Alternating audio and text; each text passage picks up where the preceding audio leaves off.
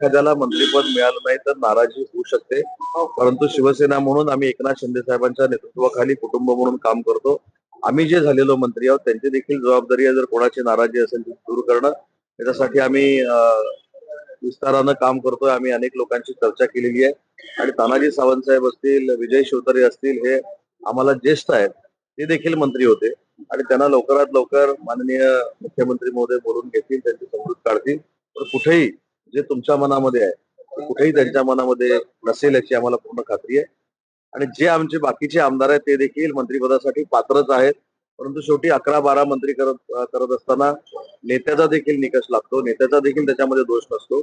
पण मी जर चांगलं काम केलं नाही, काल कोणीतरी 2.5 वर्षाचा क्रायटेरिया विचारला. 2.5 वर्ष कशाला? जर मी चांगलं काम केलं नाही, 2 महिन्यामध्ये केलं नाही, 3 महिन्यामध्ये केलं नाही, तर ज्या नेत्यांना आम्हाला मंत्रिपद दिलंय ते आमचे एकनाथ शिंदे साहेब नेते आमचं मंत्रिपद देखील काढून घेऊ शकतात. ही देखील भीती आमच्या सगळ्यांच्या मनामध्ये आहे.